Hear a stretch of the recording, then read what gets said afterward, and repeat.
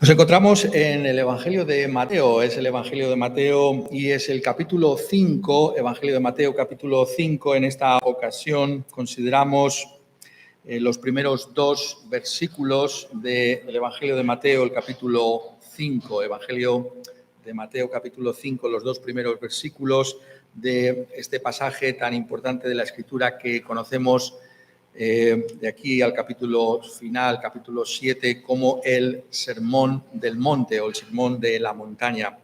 Y dice así, en estos versículos introductorios: viendo la multitud, subió al monte, y sentándose vinieron a él sus discípulos, y abriendo su boca les enseñaba. Los días en los que estamos viviendo, una de las preocupaciones más fundamentales que tenemos es la de preguntarnos acerca de nuestra propia identidad. ¿Quién soy? ¿Quién eres? ¿Qué me define como persona? ¿Es acaso mi aspecto? ¿O la forma en que me visto? ¿O lo que compro? O quizás es la familia a la que pertenezco. ¿Es esto realmente lo que me define?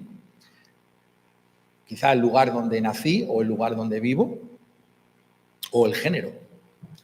Todas estas son las preguntas que tantas veces nos estamos haciendo, nos podemos plantear en estos días de una manera muy particular.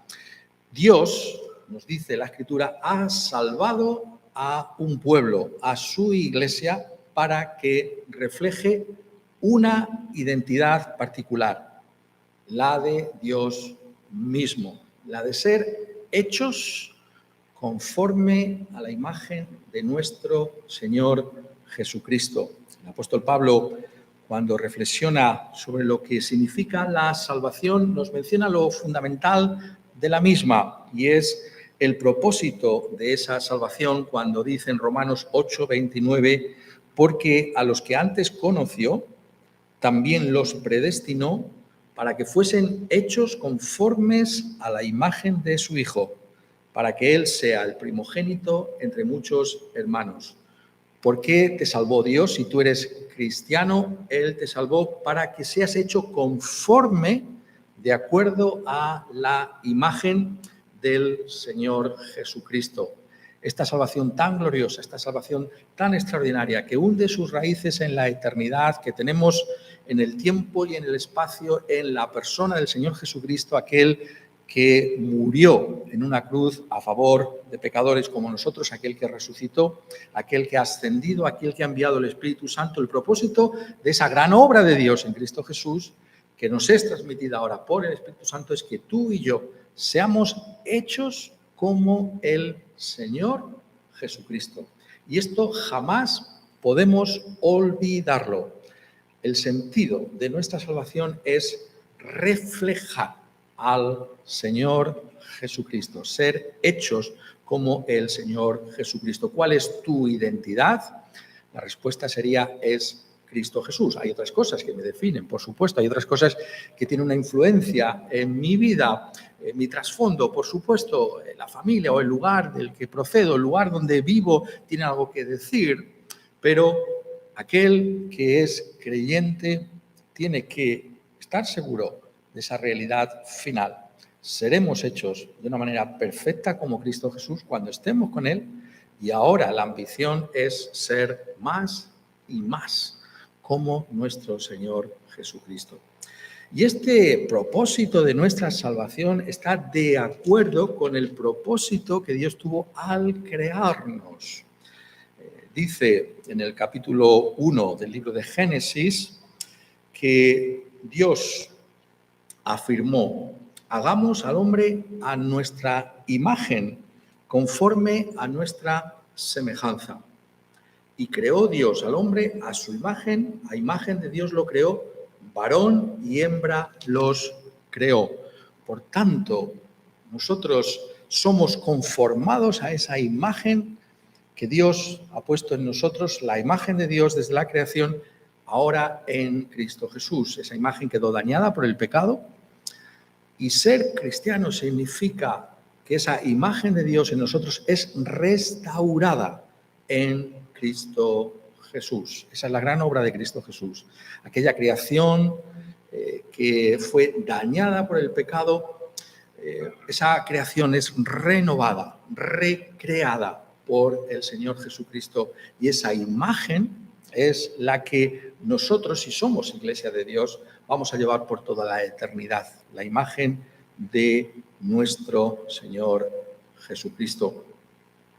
Y por tanto no debe sorprendernos que la Escritura una y otra vez nos enseñe acerca de que Jesucristo es nuestra identidad. Y es más, que Jesucristo mismo sea el que nos enseñe cuál es esa identidad. Porque claro, podemos decir, yo soy cristiano, yo estoy, usando la expresión favorita del apóstol Pablo, yo estoy en Cristo, mi identidad es Cristo, pero ¿en qué consiste exactamente esa identidad? ¿Qué significa que mi identidad es Cristo Jesús? Pues bien, esta porción de la Escritura que llamamos el Sermón del Monte o el Sermón de la Montaña nos enseña de una manera muy particular lo que significa llevar la identidad de Dios en Cristo Jesús. ¿En qué consiste exactamente esa identidad? Pues bien, uno de los mejores lugares para mirarlo es estos capítulos del Evangelio de Mateo. ¿Quiénes somos? Somos el pueblo de Dios, somos la Iglesia de Cristo Jesús. ¿Cómo hemos de vivir como pueblo de Dios? Aquí se nos enseña de una manera extraordinaria lo que implica llevar la identidad de Dios en Cristo Jesús. Y esa identidad de Dios la llevamos a la luz del propósito que Dios tiene para con su Iglesia, que lo señala el Señor Jesucristo aquí en este Sermón del Monte. Notad las palabras con las que comienza, viendo la multitud, es decir, es a la luz de las personas que están a nuestro lado que esta enseñanza acerca de la identidad tiene lugar. ¿Por qué? Porque vivimos en este mundo de cara a los otros, es decir, la Iglesia ha sido llamada para no solamente vivir esa identidad para sí misma, sino de cara a otros, delante de otros, porque dice, viendo la multitud subió al monte y sentándose vinieron a él sus discípulos y abriendo su boca les enseñaba. ¿A quién les enseñaba? A sus discípulos.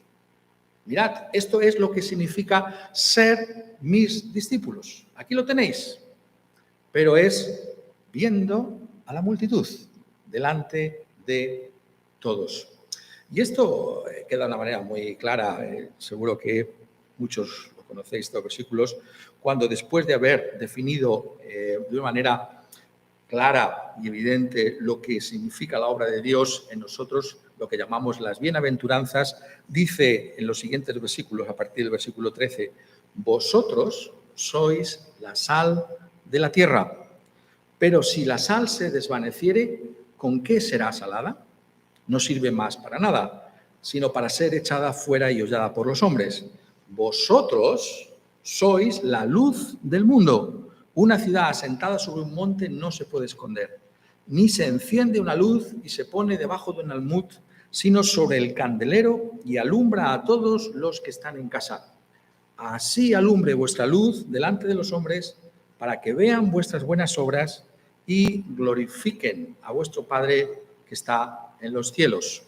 La identidad es esencial porque si esa identidad se desdibuja, si esa identidad se pierde o no se refleja como tiene que ser, dejamos de ser útiles en este mundo como Iglesia, porque somos la sal de la tierra, la luz del mundo. Ese es el propósito de Dios para nuestra salvación.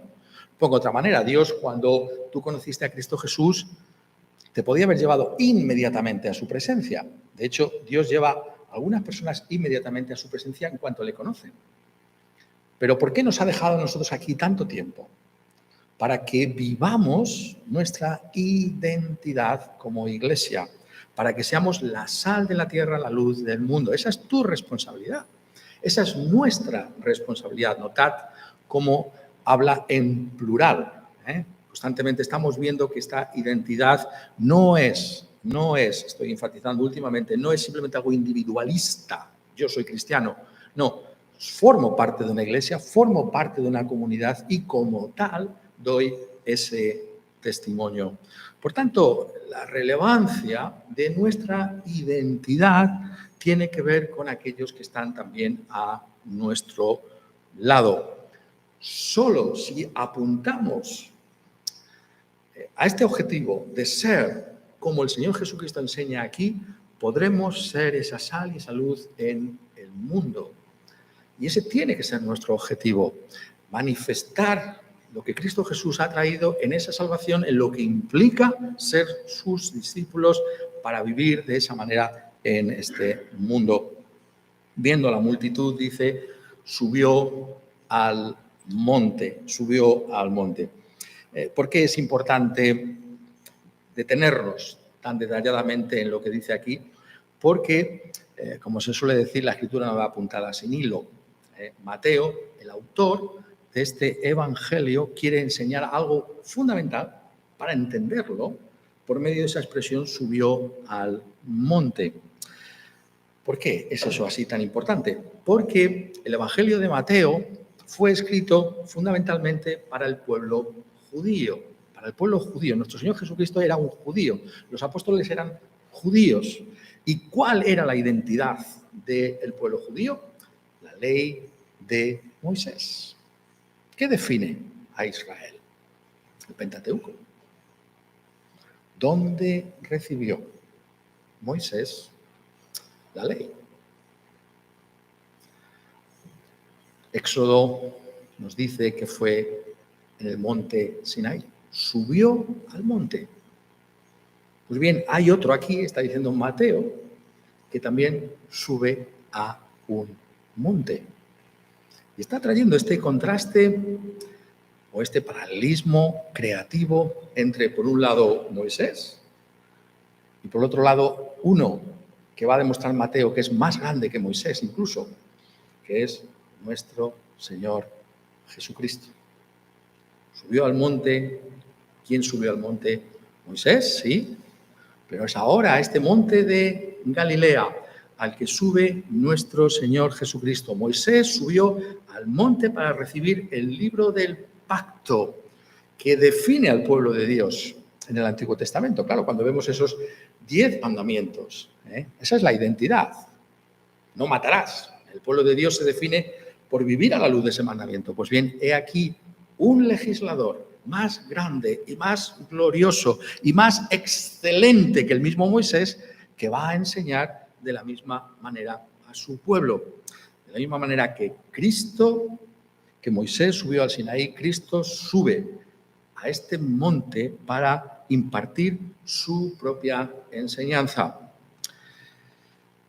Por supuesto que el monte, en un sentido, está apuntando fundamental a Moisés, porque es allí donde Moisés, hemos estado leyendo en Éxodo 24, donde recibe esa enseñanza, recibe la ley, recibe esos mandamientos para el pueblo, recibe las tablas, ahí se relata con todo lujo de detalles. Dios dice que vio a Dios, el que le dio estas cosas, estuvo con Dios y recibió allí en el monte la ley. Pero el monte también en la Escritura tiene otro sentido. No es el fundamental aquí, pero tenemos que mirarlo. El monte en toda la Escritura tiene que ver con Dios, en el sentido de que es en las alturas donde habita el Señor. ¿Dónde habita el Señor? Se nos dice en las alturas. El monte es una especie de metáfora o sinónimo de que Dios está en las alturas. Padre nuestro que estás en los cielos. Cuando venimos delante de Dios, tenemos siempre que recordar que no es como nosotros. Él es el eterno. Nos damos cuenta de quién es Él. Él está en las alturas. Y el monte está señalando, por tanto, al hecho de que Él es Dios.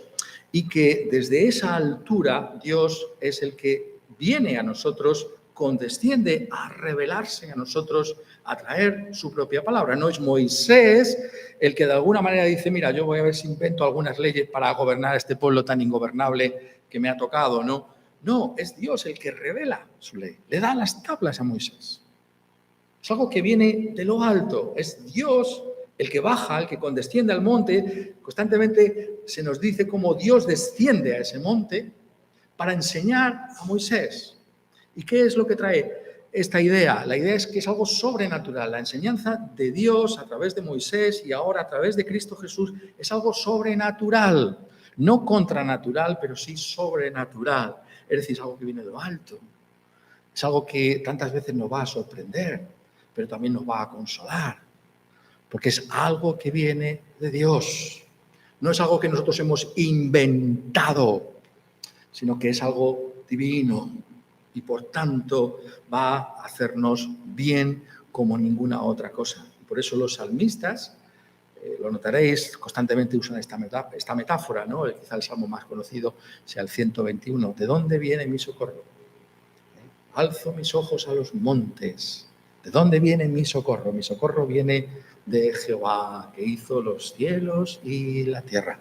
Miro los montes, porque los montes me hablan de la gloria y de lo sublime que es Dios y de que Él ha condescendido a descender para enseñarme.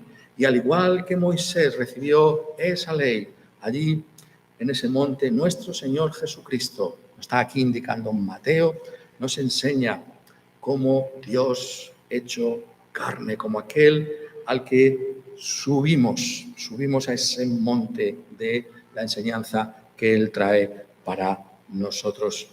Y por tanto, esta enseñanza es una enseñanza que nosotros tenemos que darnos cuenta que viene de parte de Dios. Subimos al monte, somos conscientes de que la Biblia no es un libro cualquiera, no es un libro más, sino que es una revelación que Dios nos da, que es extraordinaria precisamente porque viene de parte de Dios. Que Dios no nos ha dejado sin maestros. Tenemos a Moisés, pero tenemos a uno más grande que Moisés, que es nuestro Señor Jesucristo. A Él tenemos ahora que escuchar, porque Él es el que también quiere enseñarnos en esa misericordia divina. Viendo la multitud, subió al monte y sentándose, vinieron a Él sus discípulos. Está diciéndonos también aquí Mateo que esta enseñanza del sermón de la montaña es específicamente para los discípulos de Cristo Jesús. Esto no quiere decir que otros no la puedan escuchar, porque dice viendo la multitud. Tantos y tantos escuchan, y tantos cuando leen esto sin ser cristianos dicen, no hay enseñanza como esta. Si todo el mundo viviera de esta manera, el mundo sería distinto. Ha habido personas no creyentes que han dicho eso. Esta enseñanza es maravillosa, pero es una enseñanza que es particularmente para la Iglesia. ¿Por qué? ¿En qué sentido está diciendo esto? Podríamos explicarlo de muchas maneras, pero una de ellas es que para poder vivir de acuerdo a esta enseñanza necesitamos la bendición de Dios. Necesitamos ser salvos. Son aquellos que conocen a Cristo Jesús como Señor y Salvador que pueden, con la ayuda del Espíritu Santo, vivir de acuerdo a esta enseñanza. Eso no quiere decir que una persona que no conozca al Señor no pueda, al ver la sabiduría que hay en esta enseñanza, procurar o intentar vivir de una manera similar a lo que aquí se está diciendo, teniendo en cuenta lo que aquí se está diciendo. Pero está diciendo particularmente esto es algo para la Iglesia de Cristo Jesús. Está diciéndonos algo que es un reto para ti y para mí, y es que es imperativo que vivamos así. Es decir, esto no es una cuestión como en este mundo estamos acostumbrados, ¿no? La mentalidad del supermercado, ¿no? Yo escojo, ¿no? Que hay cosas, yo me gusta esto más, me gusta esto menos, lo escojo, lo que me gusta, no. Esta enseñanza tienes que vivirla. Si eres un discípulo de Cristo Jesús, no puedes optar por los mandatos de Dios. No puedes decir, no, es que estos mandatos sí me gustan, pero este no me gusta tanto.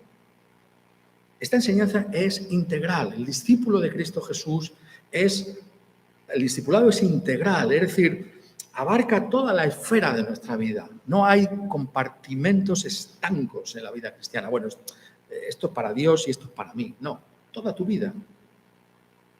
Por eso dice el apóstol Pablo, si pues coméis o bebéis o hacéis cualquier otra cosa, hacerlo todo para la gloria de Dios. A Dios le importa cómo vives en tu familia, cómo vives en tu trabajo, lo que haces con cada día de la semana. A Dios le importa todo. Y todo tiene que ser puesto bajo el señorío de Cristo Jesús. Por tanto, no puedes leer este mensaje, leer el sermón de la montaña y decir, bueno, esta parte no me parece tan interesante o no me parece que yo tenga que vivir según lo que dice aquí, ¿no? Si eres un discípulo de Cristo Jesús, tienes que someterte a la enseñanza de Cristo Jesús, a toda la enseñanza de Cristo Jesús. Y entonces la pregunta es esa, ¿no? ¿Eres discípulo de Cristo Jesús? Esa es la pregunta más relevante que jamás te puedas hacer en tu vida. Porque si no lo somos, entonces nada de esto puede ser vivido con la ayuda del Espíritu Santo de Dios. Ser discípulo de Cristo Jesús es reconocer que en nosotros no hay salvación, que hemos hecho lo malo a los ojos de Dios, que somos pecadores perdidos, sin esperanza ninguna. Y es acudir a Cristo Jesús, tal y como somos, para que Cristo Jesús nos perdone sobre la base de su obra en aquella cruz del Calvario. Pero implica, por tanto, que esta enseñanza, en el sentido que aquí se nos está trayendo, es una enseñanza para la Iglesia cristiana. Es nuestra identidad la que aquí se manifiesta en este comportamiento. Las legislaciones de este mundo pueden, en los momentos quizás de mayor iluminación, ver lo bueno que es lo que aquí se está diciendo e intentar reflejarlo. Pueden hacerlo, más o menos, pero nosotros tenemos que vivir estas cosas. Nosotros somos llamados a reflejar nuestra identidad en Cristo Jesús de esta manera. Vinieron a él sus discípulos y abriendo su boca les enseñaba.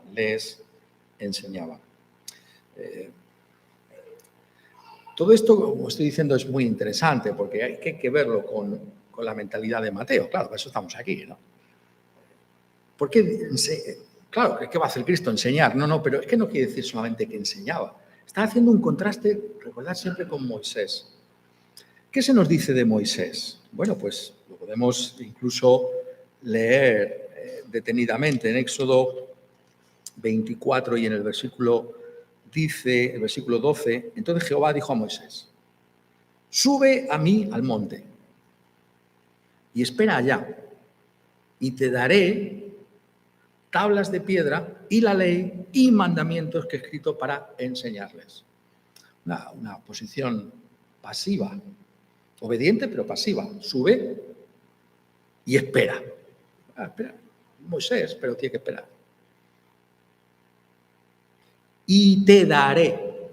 Dios es el que da la revelación, las tablas de piedra, la ley, los 10 mandamientos que yo, dice, he escrito para enseñarles. ¿Cuál es el contraste? Y abriendo su boca, les enseñaba. No puede estar más claro.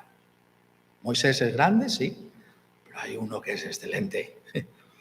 Es Cristo el que enseña, es Dios hecho carne. No sube al monte Jesús y allí espera como Moisés a ver si Dios me ilumina y me dice algo. Esa figura aparece muchas veces en las religiones, ¿no es verdad? Otros líderes religiosos, sabéis que reciben, ¿no? Aparecen. No es que recibe, ¿no? Pero Cristo Jesús abre su boca y enseña. Por eso, sabéis, algunos vamos a aprenderlo todos. La frase que más se repite aquí es muy interesante, ¿no? En todo el sermón de la montaña. Oísteis, lo cito del versículo 21, oísteis que fue dicho a los antiguos, no matarás. Y cualquiera que matare será culpable de juicio. Pero yo os digo, ¿oíste que fue dicho? Y que no está mal eso que oísteis. La ley, no matarás. Pero yo os digo, ¿hay algo más aquí? ¿Por qué? Porque el que está aquí es el legislador mismo. No es alguien que interpreta o que ha recibido esa ley como Moisés, sino es aquel que ha inspirado esa ley, su autor. Y en ese mandamiento concreto de no matarás, bueno, si tú insultas a tu hermano, si tú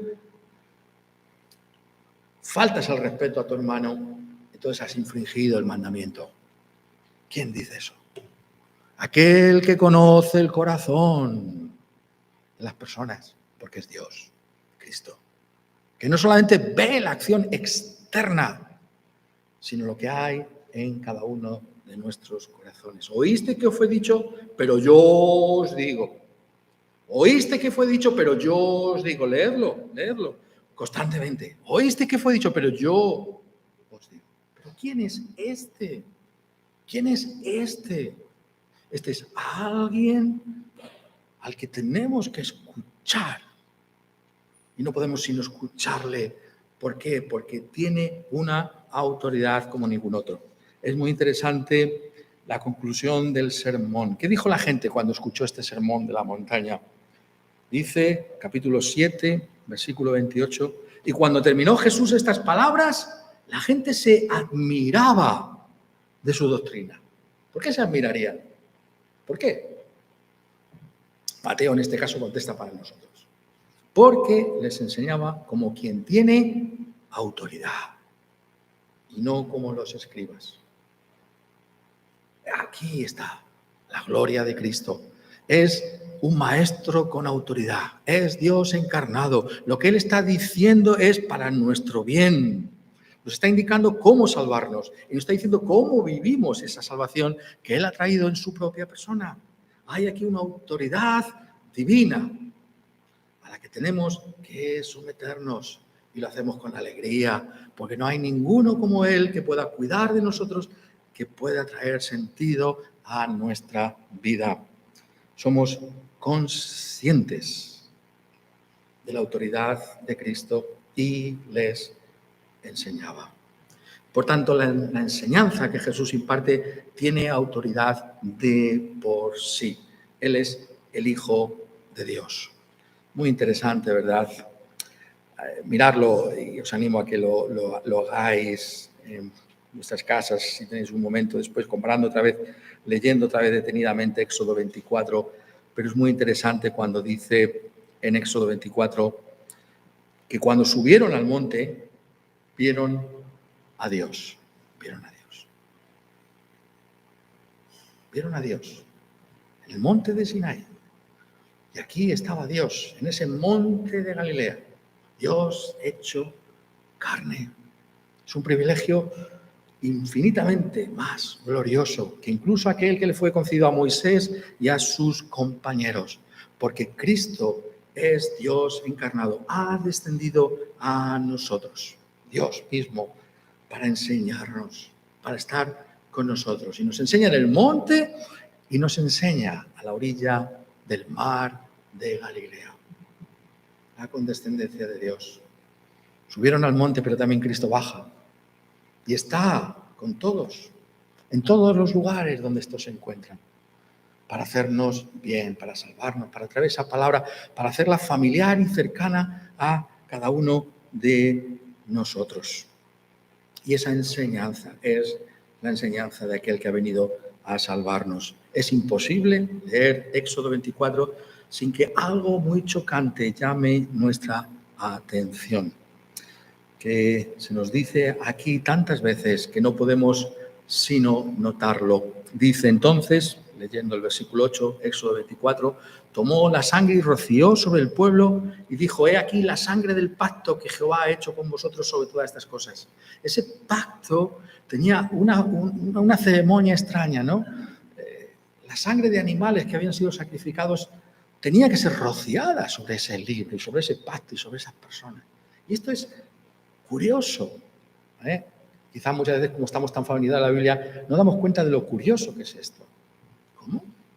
¿No basta simplemente con esta enseñanza de Moisés que recibe de parte de Dios? No, se rocía esto con sangre. Esto es fundamental. ¿Por qué? Y es lo que el autor de la Epístola a los Hebreos, ese intérprete autorizado de la ley de Moisés y de todo el Antiguo Testamento, nos dice en Hebreos capítulo 9, donde afirma, y sin derramamiento de sangre no se hace remisión.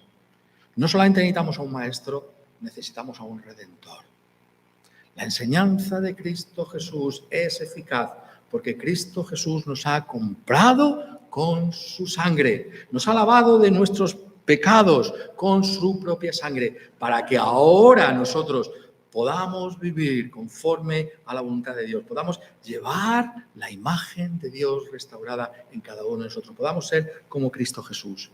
No es posible, por tanto, venir delante de Dios si no nos hemos reconciliado con Él por medio de la cruz de Cristo Jesús. ¿Estás tú reconciliado con la sangre? ¿Has puesto tu confianza en Cristo y este crucificado? Esa es la gran pregunta, porque sin derramamiento de sangre no se hace remisión de pecados. La ley de Cristo Jesús, la enseñanza del sermón del monte, podemos vivirla a la luz del hecho de que hemos sido comprados al precio de la sangre de Cristo Jesús, con esa ofrenda que se realizó una vez y para siempre en el Calvario a favor de pecadores como nosotros. Ahí es donde está la relevancia de esta enseñanza, porque nos dice, tú has sido comprado, tu identidad es Cristo Jesús, tú ya no te perteneces a ti mismo, le perteneces a otro, que te ha comprado, para que seas como Él, para que puedas reflejar su gloria, para que Él pueda recibir toda la preeminencia, y tú y yo, todos, podamos realmente encontrar el sentido final de la existencia. Ese será uno de los secretos del cielo nuevo y tierra nueva que Dios ha preparado para los suyos. Descubriremos que lo mejor ha sido vivir conforme a la enseñanza de Dios mismo en Cristo Jesús. Y ese es el reto que tú y yo tenemos por delante. Me desafían mucho esas palabras de John Stott, el gran maestro creyente cristiano, ya mayor. Y le preguntaron, pero ya tan mayor, ¿tienes alguna ambición? Pues hay muchas de las personas que alcanzan una edad, no, parece que no tienen ninguna ambición, ¿no? Parece. Y dijo Stott, me queda una ambición. Cada día quiero ser un poquito más como Cristo Jesús es. Me queda esa ambición. Este es el reto, también para ti y para mí. Cada día, hermano, busca ser como el Señor Jesucristo. Identifícate con Él, vive como Él vivió. Y aquí, en este sermón de la montaña, tenemos la manera en la que podemos ser hechos más y más conforme a su imagen. Y esto es posible, porque Él murió en una cruz para perdonarnos de todos nuestros pecados y para darnos esa ambición de ser como Él.